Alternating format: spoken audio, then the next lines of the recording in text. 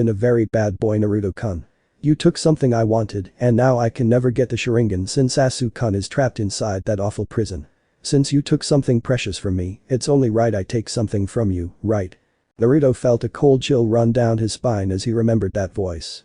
A voice he hadn't heard since he recovered Tsunade, and a voice whose owner was directly responsible for the loss of his brother.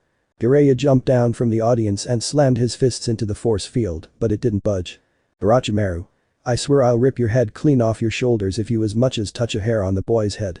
The Snake Sannin turned his face towards his old teammate, who was quickly joined by the other. Oh, it's a team reunion. And I didn't bring any gifts. The snake chuckled to himself at his great show of humor. Not really. Don't worry, Jiraiya-kun. I will not hurt Naruto, since that would put me in a bad relationship with my old friends in the Akatsuki, or is that worse relationship? Orochimaru said with his patented smirk. No, the one I'm going to kill won't be this boy. I'm actually one of the only ones here who knows exactly how Minato's seal worked, and I know the demon can never take over the boy's body. You people call me a monster, yet you have given the son of your great hero grow up in a way not even I would put anyone through. Isn't it fun to know, Kushina-chan, that you condemned your own son to 15 years of hate and violence? Did you know that before I escaped from Konoha the first time, I was the one who found the 5-year-old boy in his bathtub, where he had slit his own wrists to relieve himself of his pain? Several gasps were heard through the audience at this. The Snake Sannin was actually standing up for the demon brat. Could it be true? Had they spent the last 15 years tormenting a child for no reason? Let's say that more than one set of eyes were filled with tears of shame at that moment, and all of Naruto's friends looked shocked. The boy who always acted cheerful and happy had tried to kill himself. Had his childhood really been that bad? Kushina was standing by Tsunade and giving Orochimaru a hateful glare. Don't think you can fool me, you damned snake. You think you can trick me into believing my son has been alive all this time? You really think you can guilt-trip me from finally getting my revenge? You don't know me at all, Snake. Orochimaru just smiled and gave the audience another of his evil laughs. Oh, but I am right. Just ask my old teammate Jiraiya. He helped create the seal, and he knows how it works perfectly well. I'll have you know. Stop. Orochimaru looked around and saw Naruto stand there leaking incredible amounts of killing intent.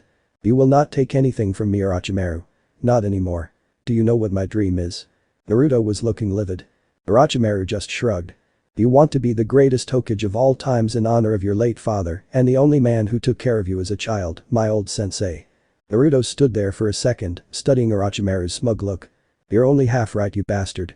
Even Orochimaru raised an eyebrow at this. Wasn't this the blonde brat who always bragged about how great a Hokage he would become? I wanted to be a Hokage because I wanted to protect the people I hold precious to me. I wanted to be like my father and Sarutobi Aji-san so bad because they were willing to give their lives for the people they loved. My first real friend once told me that real strength comes from the will to protect your precious people with everything you have, and that is what I'm going to do. Naruto said with a sneer, leaking a little bit of the Kyuubi's chakra into his killing intent and sent it at Orochimaru. Orochimaru just shrugged it off and laughed. You think you can beat me with your pathetic skill, Naruto-kun? No, I'm going to take your sister's life here and now, right before your eyes, just like you took my chance at obtaining the Sharingan from me. The snake's eyes locks onto Naruto's blue orbs, and he can see something he really didn't expect. He can see Namikaze Minato in the boy's stance and in his eyes.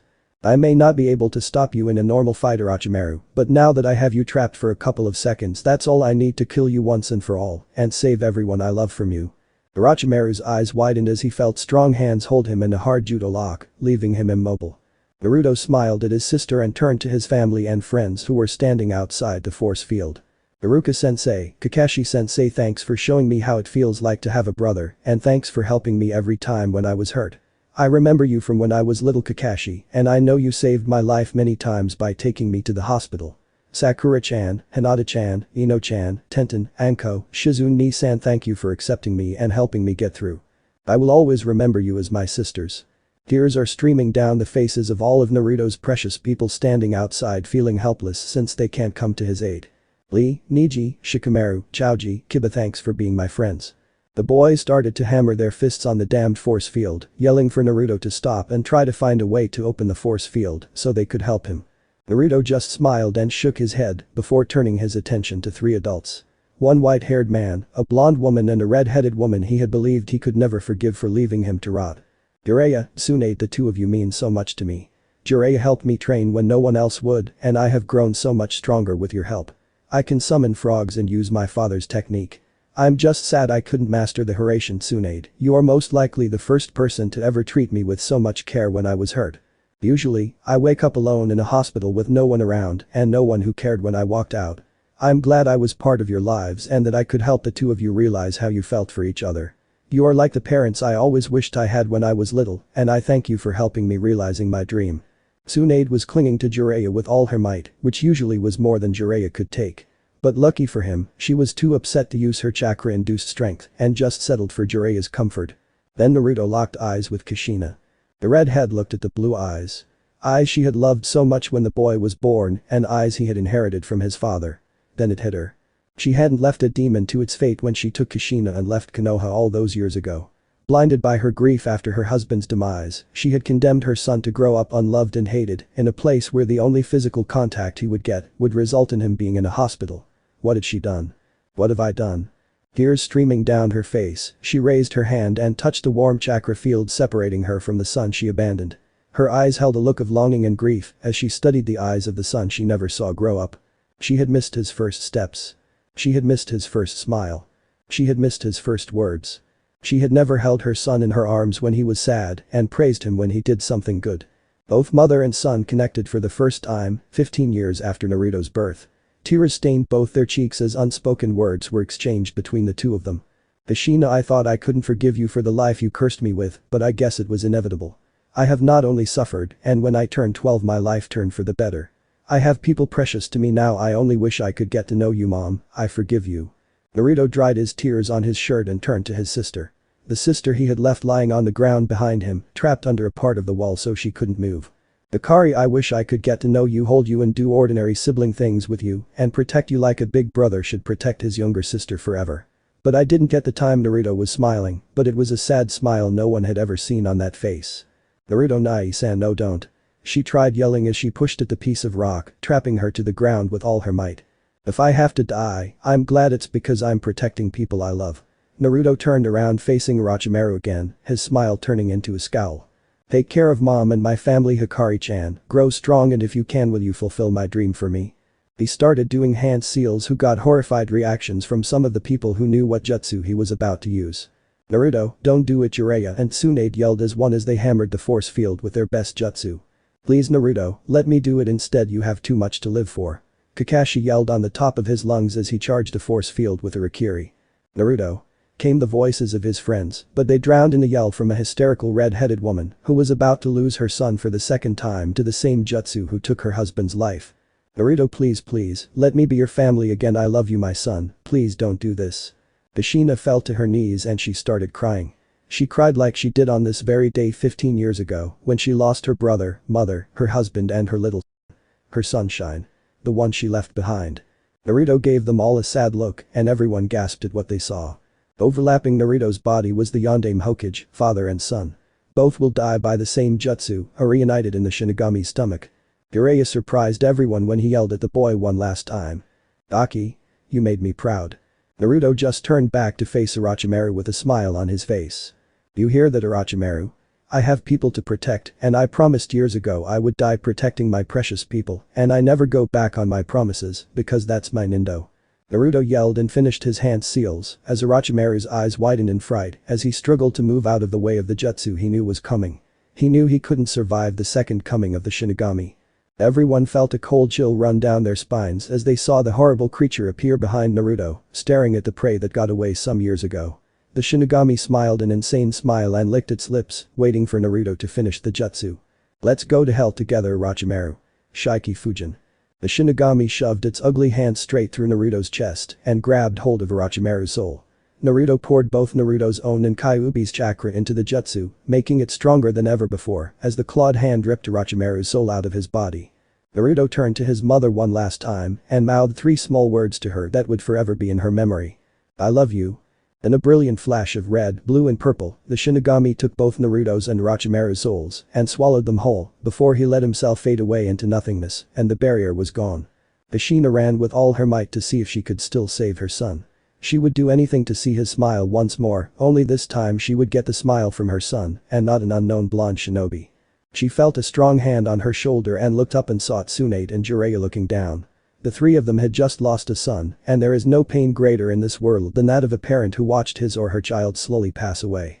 The three of them huddled together and cried on each other's shoulder, and neither one of them noticed Naruto's face turn into a small smile as a tear fell from his face. It is a sad day in Konohagakure no Sado. The village has lost its sunlight when they lost their greatest hero. The boy who had grown up holding the strongest demon in the history of mankind back, only to be rewarded with scorn and hate. Tsunade and the council had decided to hold Naruto's funeral in front of the Hokage monument, where they erected a beautiful memorial stone with Naruto's image engraved into the marble. He was holding a nine-tailed fox by the throat in one hand and the hand of the person with no face in the other. His smile seemed to radiate off the stone, giving slight comfort to the ones who knew the boy best. Kakashi and Sakura walked up to the stone, and they had even brought Sasuke with them. When Orochimaru died, the cursed seal left Sasuke's shoulder, and his mind cleared up as if he woke from a coma. The members of Team 7 put down a single orange flower on his grave and offered their prayers. Kakashi thanked the boy for helping him finally deal with the deaths of his former team, Sakura for letting her be his friend, and Sasuke thanked Naruto for saving his life and giving him a new chance at making up for his mistakes. Next came Team 10. Asuma charged some of his wind chakra into his trench knife and jammed it into the top of the stone, sealing it with a small sealing jutsu. You were a strong wind user, Naruto. I hope your soul finds rest, and I promise to help your sister with her wind nature so she can make you proud. Shikamaru was next, and he shocked many when he placed a shogi board on the grave. That board had been a gift to Shikamaru from his grandfather, and it was his most treasured possession. He didn't have to say anything else. Taoji had made a special ramen bowl for Naruto in the afterlife, so he wouldn't starve. It is important to keep a healthy appetite no matter where you are. Next came Ino and her father, and they placed flowers around his tombstone, promising to have the Yamanaka family keep the grave with fresh flowers forever. From Team Guy came the horrifying green beast of Konoha with his treasured student, both looking quite strange in their black suits. As one, they put a pair of their trademark spandex suits into the coffin with the other gifts, since they can't have his youth diminished by this minor setback. He'll be the most youthful person in the afterlife.